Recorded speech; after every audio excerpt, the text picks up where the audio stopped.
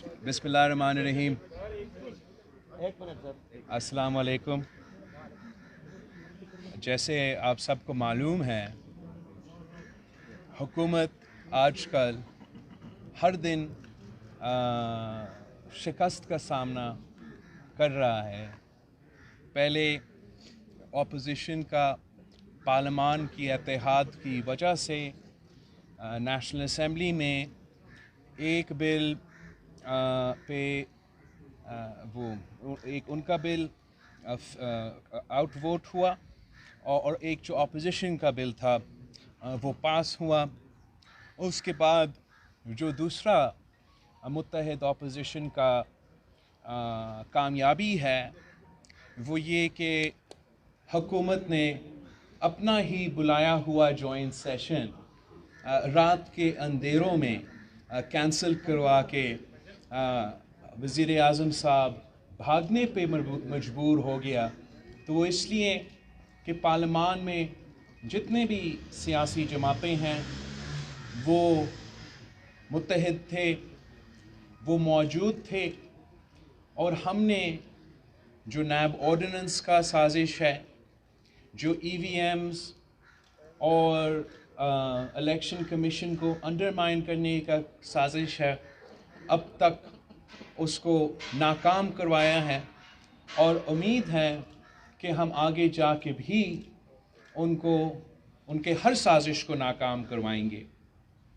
मेरा ख़ानदान का मौलाना फजल रहमान साहब का साथ आज का नहीं, हमारा बुज़ुर्गों का भी ताल्लुक़ है, और अब मेरा और मौलाना असद का पार्लियामान में हम साथ मिल के काम करते हैं। तो आज मुझे बहुत खुशी हुआ कि हम यहाँ इस्लामाबाद में इन सारे पॉइंट्स पे रेमिनिस और बात कर सके, और जहाँ हमारा अपना सियासत तो चलता रहेगा, इतना जो हमारा साथ है और हमारा ताल्लुक़ है वो भी ज़रूर रहेगा। और हम मौलाना फजल रहमान साहब का बहुत शुक्रगुज़ार हैं कि जिस तरीके से अपोजिशन का जो साथ है वो इस पूरे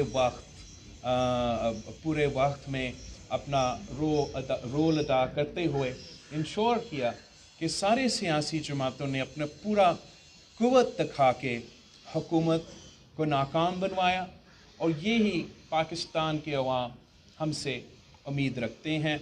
तो हम आप सब के शुक्रगुज़ार हैं और मौलाना फजल रहमान साहब के।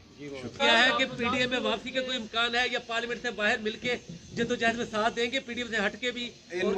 इस मौजू पे कोई बात नहीं हुआ। जैसे मौलाना साहब ने कहा, जिन पॉइंट्स मैंने आपके साथ शेयर किया उन्हीं पॉइंट्स पे हमने अंदर भी बात किया, और इसी पे हम आज कायम हैं। और हम सबको इस बात को वेलकम करना चाहिए कि पार्लियामान का फतह हुआ है।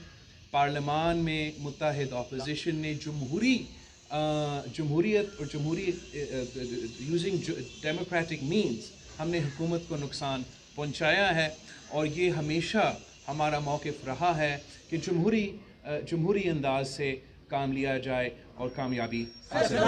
Thank you so much.